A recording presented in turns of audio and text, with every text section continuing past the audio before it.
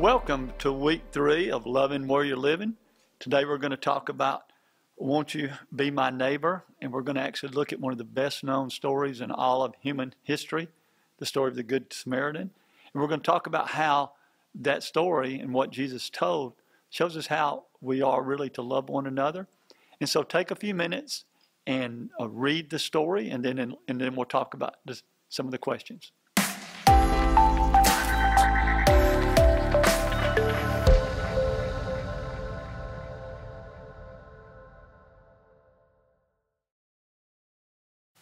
Butch, thank you for that introduction. That was great. Hey, we're talking about a story in Luke chapter 10.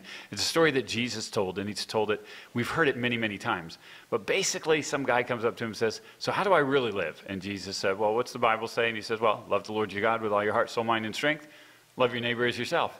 And then the guy says, so who's my neighbor? And Jesus kind of, I don't know if he rolled his eyes or not, but I'm sure he was kind of upset with that. And he told a story about some guy that was hurt badly, and a couple of religious leaders walked by him, and then a Samaritan walked by, had mercy on him, took care of him. Well, see, the Jews hated the Samaritans, so it was so great that the hero of the story is somebody that this religious leader did not like at all. So after you take a look at that story, there's some questions. First question, who is my neighbor? So Jody is joining me. Jody, what do you think? How do we answer that? Who is our neighbor? If we're supposed to love our neighbor, what does that mean? Who does that include? I think we turn to the great theologian, Mr. Rogers. I love that to theologian. answer that question. And he would say anyone we bump up against would be our neighbor. I'm pretty confident. So people not just in our neighborhood, people we do business with, people, our kids, coaches, stuff like that? Absolutely. Brooks, Nice. will you be my neighbor? I would love to be your neighbor. Okay. I would love that.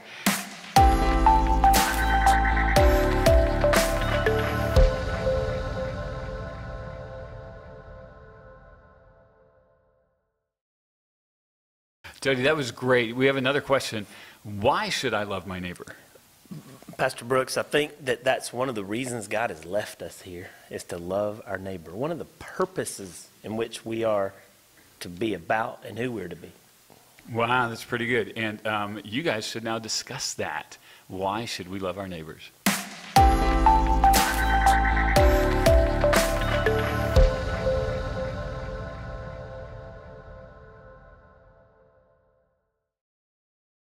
So, Pastor Brooks, can you give us a little insight on how I can love my neighbor? Question 3. I can give you insight on how you can't love your neighbor. You know what I'm saying?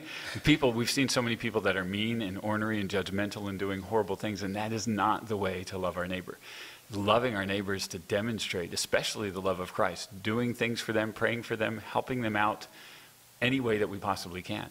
What other ways do you guys think that you can help your neighbors?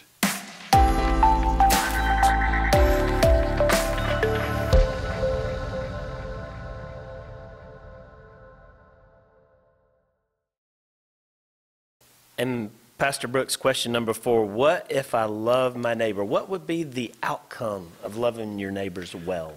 You head up our out team. You see what happens when we love our neighbors well. Can you give us a couple of illustrations of things that have happened by loving our neighbors well? Sure. I actually heard a quote one time. It was that our neighbor may not actually agree with us on anything, but they may love that we're their neighbor because of all the things we do for the neighborhood, you know. And as a church, we certainly want to live that out where people appreciate our service to them and to the community. And as an out team, we do that every month. We serve people, but we've actually seen homeless people consider us their church, even though they've never walked into our church. And I just think there's many examples of that. But in our own personal lives, that can be the case as well. Have you experienced that? Yeah, and I love that. That's so great, because what happens then is it's very clear that the Lord tells us to let our light shine so people can see us doing good, and then God is glorified. And so that's the thing. We want God to be glorified. We want people to get saved. That's what happens when we love our neighbors. Take some time to talk about that.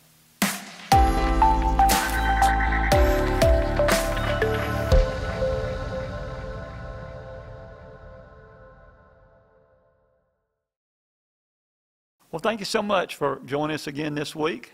I hope that your groups went well.